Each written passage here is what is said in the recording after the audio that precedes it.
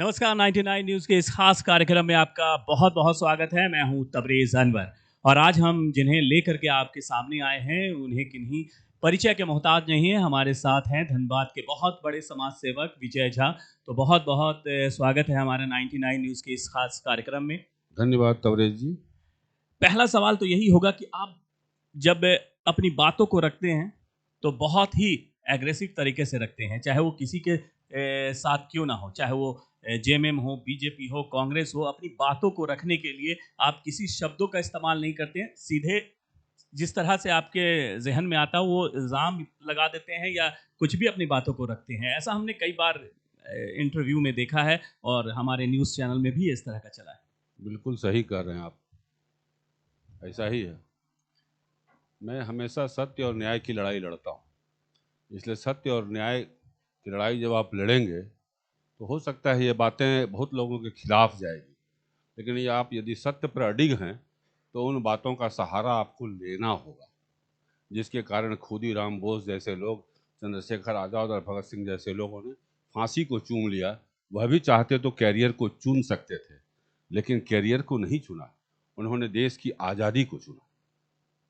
तो बस हमारे वही लोग प्रिय हैं मेरे लिए, वही सब मेरे आदर्श हैं, और इसीलिए कड़वी बात कहने में, सच्ची बात कहने में मुझे कोई संकोच नहीं। चलिए, आपकी बातों से भी लोग खुश हो रहे हैं कि आप जो बातें रखते हैं वो पूरे दिल से रखते हैं और साफ सुथरे तौर पे रखते हैं। लेकिन जैसे ही नगर निकाय का चुनाव का मेयर की घोषणा हुई, आपने खुद को प्रत्याशी सामने रखा था, बाद में महिला हो गई तो आपने अपनी पत्नी को रखा। हाँ, मैंने निर्णय लिया था कि मैं चुनाव लड़ूंगा, क्योंकि ऐसे देखा जाए तो मैंने राजनीति से अलविदा 15 साल पहले ही अपने आप को अलग कर लिया था।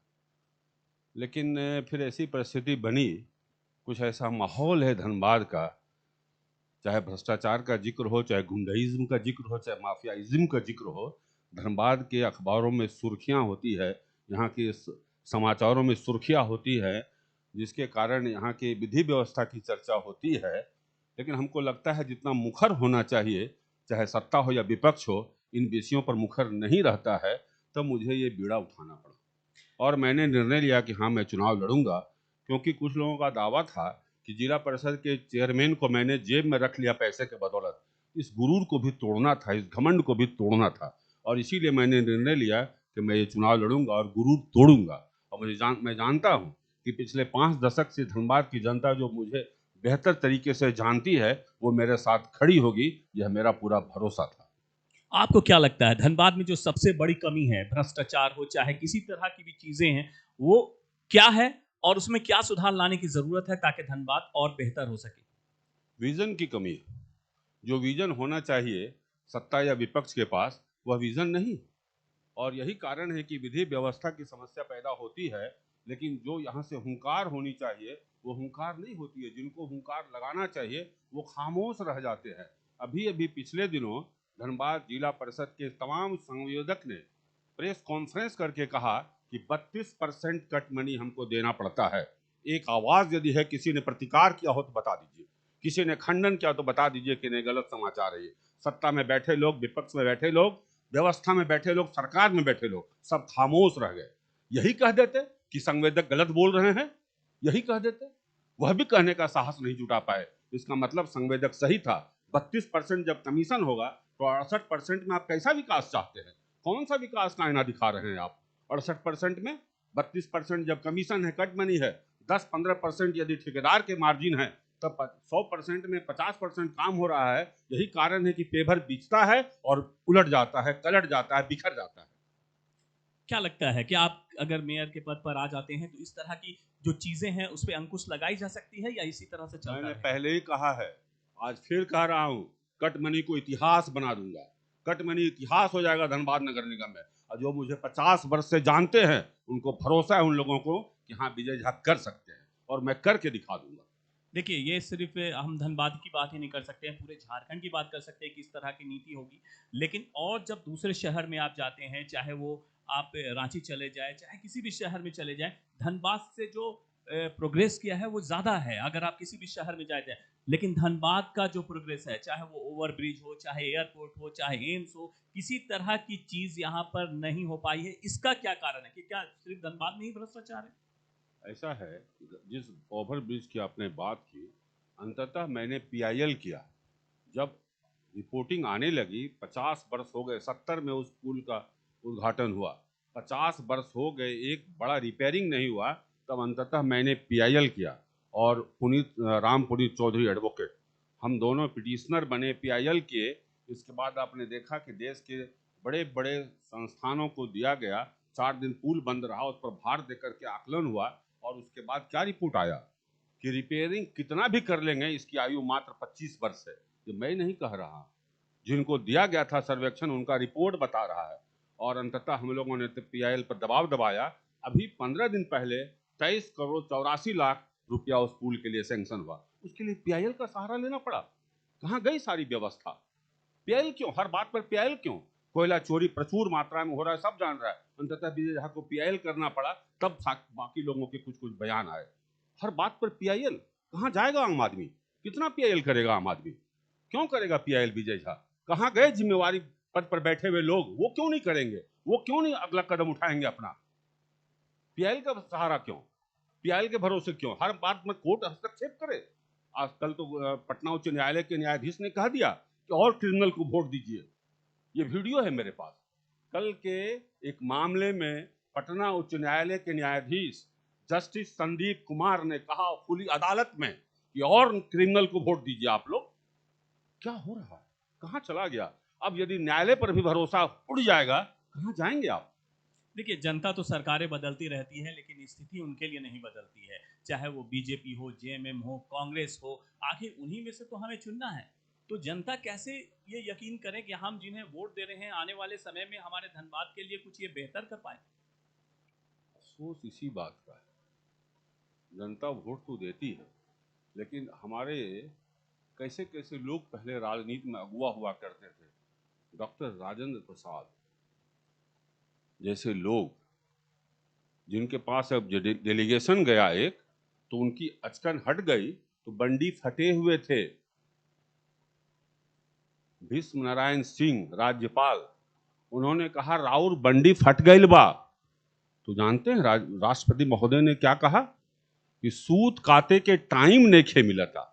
सोचिए उस पद पर कैसे लोग थे कि अपना सूत काट के अपने दैनिक उपयोग में आने वाली वस्त्रों का निर्माण करते थे, और आज एक बार विधायक लोग बन जाते हैं तो लाखों करोड़ों अरबों के मालिक बन जाते हैं। अब फिर भी हम वोट देते हैं, तो तब भी हम क्या वोट का उपयोग कर रहे हैं? अपने मताधिकार का उपयोग हम नहीं कर रहे हैं। सच्चाई यही है, हम न तो योग्यता पर वोट कर रहे हैं, न चरित्र पर वोट कर रहे हैं, न उनके बैकग्राउंड पर वोट कर रहे हैं। हम वोट कर रहे हैं जाति, धर्म, मजहब, पार्टी, पंथ, संप्रदाय पर वोट कर रहे हैं, जिसका परिणाम हमें भुगतना पड़ रहा है। और हमारा वोट लेकर के अपनी ही जाति को नहीं बकसता है, वो अपने ही धर्मावलंबी लोगों को नहीं बकसता है वो। क्या ये सच्चाई नहीं रह गई है? अब ये सच्चाई है। तो हमने वोट दिया जात और धर्म के आधार पर, लेकिन जात धर्म को भी उसने बक्सा नहीं वोट लेने के बाद, उसका भी शोषण किया, उसके साथ भी दबंगई किया, उसका भी डीओ छीना, उसका भी कोयला की जगह पत्थर लोड किया। क्या ये सब अबूझ पहेली रह गई है क्या धनबाद की धरती में? इसके बावजूद हम वोट देते हैं। क्यों? मेरा जात का है तो वो रॉबिन हुड है। जब इस स्तर पर हम वोट का दान करते हैं, जबकि कहा जाता है मत दान करो, दान करने की चीज नहीं है हमारा मतदान, लेकिन हमने मतदान किया, दान कर देते हैं। जबकि कहा जाता है मत दान करो, दान मत करो, दान की चीज नहीं है, लेकिन आज तक हम दान करते आए, चाहे पार्टी के नाम पर, चाहे जाति के नाम पर, चाहे धर्म के नाम पर। और यही कारण है कि जिसने हमारा वोट लिया उसने उस शक्ति का दुरुपयोग किया। देखिए, अब जैसा मैंने पहले ही कहा था कि आप एग्रेसिव चीज़ों पर रखते हैं बात, और सभी नेताओं पर रखते हैं, लेकिन ढुल्लू महतो से कुछ ज़्यादा ही प्रेम रहता है। सबसे ज्यादा सबको पता है कि किस पर 4 दर्जन मुकदमा है। दूसरा नाम झारखंड में किसी का लीजिए आप, जिस पर 4 दर्जन मुकदमा हो, एक नाम बताइए आप। जिसको 6 बार न्यायालय से सजा हो गया हो, उसका नाम बताइए आप। एक नाम नहीं बता सकते हैं आप। तो जो सबसे बड़ा आज वो कानून के नजर में जो संविधान की शपथ लेकर कानून की धज्जियां उड़ाता हो, संविधान की धज्जियां उड़ाता हो, क्या उसके खिलाफ नहीं बोला जाए? तो यह मताधिकार का उपयोग नहीं है, दुरुपयोग है यदि इन चीजों पर नहीं बोला जाए। तो मैं तो समझता हूं कि अब बोलने की जो स्वतंत्रता है, यह पहला अधिकार होना चाहिए आदमी को। हर गलत चीज का विरोध करेंगे, अगर ये नहीं करते हैं तो बोलने की स्वतंत्रता है आपको या नहीं है, उसका कोई अर्थ नहीं। चलिए, नगर निगम के चुनाव बहुत नज़दीक होने वाले हैं, कुछ टल जरूर गए हैं। और निगम की अगर बात करें, 55 वार्डों की स्थिति जब से बनी है, जनता पर सिर्फ बोझ बढ़ा है, सिर्फ टैक्स जो है वो बढ़े हैं, उनको उस तरह की सुविधा नहीं दी जाती है। क्या कहेंगे इसमें? जो सुविधा मिलनी चाहिए धनबाद को, जो धनबाद की स्थिति है, 30 लाख से अधिक की आबादी है हमारी, और सबसे अधिक राजस्व देने वाला रेलवे में बॉम्बे के बाद धनबाद है, लेकिन जो सुविधा मिलनी चाहिए वो नहीं है। सच्चाई है, जितना विकास होना चाहिए था नहीं है। इन्वेस्टर आ क्यों नहीं आ रहे? 22 साल हो गए, कितने इन्वेस्टर आए, बड़े बड़े मीट किए जाते हैं, लेकिन आए कितने? धनबाद को ही देख लें, इसी को पैमाना बना दें हम, कितने इन्वेस्टर आए धनबाद में, क्यों नहीं आए? जब अपराध और अपराधी सुर्खियां रहेगी आपके अखबारों की, कोई इन्वेस्टर नहीं आएगा। यही सच्चाई हो गई है। धनबाद की कोई आना नहीं चाहता है, कोई आना नहीं चाहता है, क्योंकि धनबाद में अपराध सुर्खियों में है, यहाँ का विकास सुर्खियों में नहीं है, यहाँ का नेतृत्व वर्ग सुर्खियों में नहीं है, यहाँ का अपराध सुर्खियों में है, यहाँ की रंगदारी सुर्खियों में है, यहाँ की गुंडागर्दी सुर्खियों में है। उदाहरण, राजगंज में एक व्यापारी आता है और उससे 10 लाख रुपए की रंगदारी मांगी जाती है,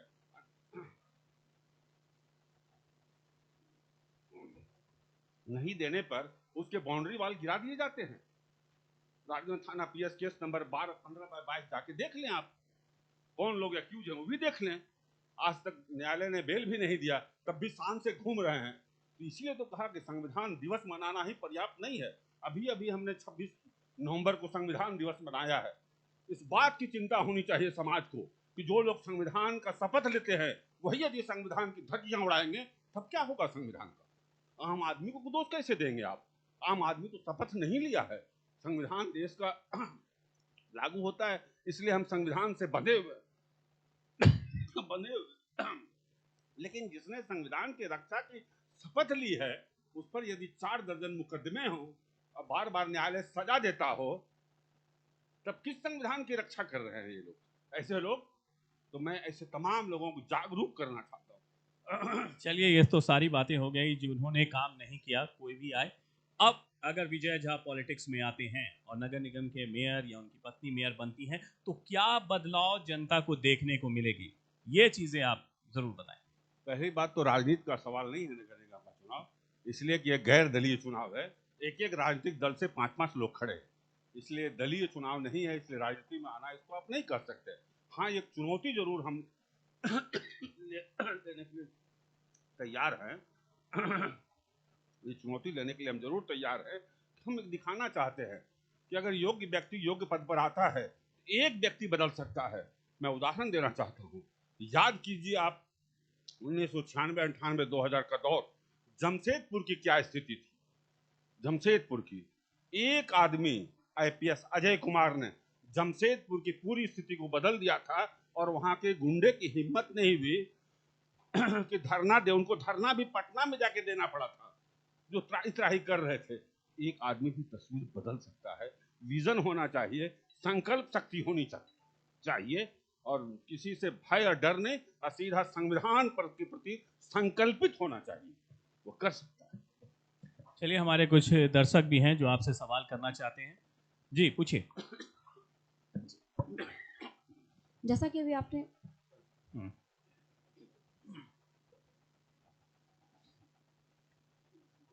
मैं आयुषी गुप्ता धनबाद की छात्रा हूँ बीएड की। मेरा सवाल ये था, आपने अभी बोला कि लोग जाति के आधार पर वोट देते हैं, तो ये तो धनबाद की जनता है जो विधायक अपनी चुन रही है। आज इस जनरेशन में जिस तरीके से लोग परेशान हैं, लड़कियां सूटकेस में पैक हो रही हैं, तो इस दृष्टि से अगर देखें तो एक ही विजन दिखता है। जब हम कश्मीर फाइल्स देखते हैं या अलग अलग प्रकार की इस तरह की घटना देखते हैं, तो अभी विजन एक ही दिख रहा है जो कि बहुत क्लियर है, और यही कारण है कि बीजेपी लगातार जीत रही है, और मुझे लगता है 24 में भी जीतेगी। मैं किसी पॉलिटिकल पार्टी का सपोर्ट नहीं कर रही हूँ, लेकिन विजन तो क्लियर है सर कि यही कारण है कि बीजेपी बार बार सत्ता में आ रही है। तो इसको रोकने के लिए जो कारनामे हो रहे हैं लगातार, लड़कियां सूटकेस में पैक हो रही हैं, लड़कियों के 35 टुकड़े हो रहे हैं, हम लगातार देख रहे हैं। तो इसको अगर हमें थोड़ा भी ऐसा विश्वास है कि इसे कोई रोक सकता है तो वो भाजपा पर ही है, इसके अतिरिक्त और किसी पार्टी पर नहीं है। तो मुझे लगता है यही कारण है कि भाजपा बार बार जीत रही है। तो ठीक है, आपका भरोसे का सवाल है। जी। और टारगेट होना चाहिए अपराध और अपराधी, वो किस धर्म का है ये टारगेट नहीं होना चाहिए, क्योंकि हमारा संविधान प्रियम्बल क्या कहता है, हम भारत के लोग और धर्मनिरपेक्षता की गारंटी देता है संविधान। तो हम संविधान के खिलाफ नहीं जा सकते हैं। और आज कोई जेल में आप चले जाइए, किस धर्म और किस जाति के लोग जेलों में बंद नहीं है, कोई जात बता दीजिए, कोई धर्म का लोग बता दीजिए जो जेलों में नहीं बंद है। नहीं, बिल्कुल सर। इसलिए किसी को सर्टिफिकेट नहीं दे सकते हैं हम कि यह क्लीन चिट है। इसका सबसे बड़ा प्रमाण है, धनबाद जेल में चले जाइए, कल का आंकड़ा प्रकाशित कर दीजिए कितने किस धर्म के जाति के लोग बंद हैं, आपको पता चल जाएगा। कोई जाति धर्म को हम पूरी तरह अपराध विहीन नहीं कर सकते। नहीं, ये मैं समझ रही हूँ सर, लेकिन क्या है कि झारखंड में जो साफ तुष्टीकरण हो रहा है वो हम सभी बिल्कुल आसानी से अपने इन आंखों से देख सकते हैं कि किस प्रकार तुष्टीकरण का काम हो रहा है और जेएमएम की सरकार कर रही है। नहीं, आपकी बात से मैं सहमत नहीं हूँ कि तुष्टीकरण का कोई व्यक्तिगत कोई अगर क्या माना जाता है। आज भी यदि सरकारें बदल गई, अब पूर्व के सरकार में जिनकी गुंडागर्दी थी, आज भी गुंडागर्दी अगर उन्हीं की जारी है, इसको क्या कहेंगे आप? नहीं सर, सर, गुंडागर्दी इसको क्या कहेंगे? आज भी अपराध उन्हीं के जारी चलिए, हैं बहुत बहुत शुक्रिया। जिनके पूर्व में पहले थे, इसलिए इसको क्या कहेंगे आप? इसलिए ये किसी को क्लीन चिट नहीं दिया जा सकता जाति धर्म के आधार पर। सारे लोग इसमें लिप्त हैं, सारे लोगों में आपको मिल जाएंगे अपराधी, सारे जाति में अपराधी मिल जाएंगे। बहुत तस्करी की बात होती है, केदार मित्तल साहब बहुत बारीकी से बोल रहे थे। गाय को किसान के खेत के खूंटे से गाय के खुलने तक, अलकबीर तक पहुंचने तक, क्या कोई जाति धर्म के लोग उससे मरहूम है क्या? इस तस्करी में कोई बोल सकता है क्या यहाँ किसी एक जाति का, एक धर्म का लोग नहीं है इसमें? आज यही स्थिति है। किसान के खेत के खूंटे से गाय के खुलने तक, अलकबीर तक पहुंचने में कितने जात शामिल हैं, कितने धर्म के लोग शामिल हैं, आप जब जाएंगे इसमें अन्वेषण में पता चल जाएगा, आपके भ्रम टूट जाएंगे।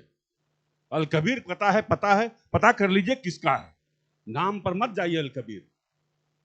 इसलिए किसी को गारंटी नहीं दे सकते हम जाति धर्म के आधार पर। इस तरह की जो बातें आती हैं, जब भी ऐसी बातें जो उखड़ करके सामने आती हैं, तो क्या लगता है कि लोगों को, युवाओं को खास तौर से राजनीति में आने की ज़रूरत है ताकि इस परिवेश को बदला जा सके, जो ये सोच है उसको बदला जा सके? राजनीति में आकर के ही हो सकता है या बाहर से भी किया जा सकता है? नहीं, नए पौध को राजनीति में आना चाहिए और ये चुनौती लेना चाहिए। जिस प्रकार 47 के पहले लोगों ने अपने कैरियर को दांव पर लगा दिया, लेकिन आज़ादी की लड़ाई को प्राथमिकता दिया, सब 18, 20, 22 साल के लोग फांसी पर चढ़े। आज जरूरत है, अगर आपको लगता है कि गलत हो रहा है, तो आज के नौजवानों को आना चाहिए, ऐसे बच्चों को आना चाहिए, तब बदलाव आ सकता है। क्योंकि उनमें एक जोश है, उसमें एक संकल्प लेने की क्षमता है, उसमें सब कुछ कुर्बान कर देने की क्षमता है, इसलिए युवाओं को आगे आना चाहिए। चलिए, बहुत बहुत शुक्रिया। ये देख रहे थे विजय झा, जो धनबाद के समाज सेवक हैं, और उन्होंने साफ तौर से कहा कि राजनीति में पूरी तरह से गंदगी नहीं है, उसे साफ किया जा सकता है, चीज़ों को बेहतर किया जा सकता है। धनबाद में राजस्व की कमी नहीं है, उसे कैसे पूरा किया जा सकता है, इन तमाम तरह की बातों की। और उनके अगर नगर निगम चुनाव में जीत करके आती हैं तो किस तरह की चीज़ें चेंजेस आएगी, वो भी उन्होंने कहा। आपका बहुत बहुत शुक्रिया 99 न्यूज़ से बात करने के लिए। फिलहाल हमारे साथ इतना है, और भी कई खास गेस्ट हमारे साथ होंगे, तो बने रहिए 99 न्यूज़ के साथ। नमस्कार।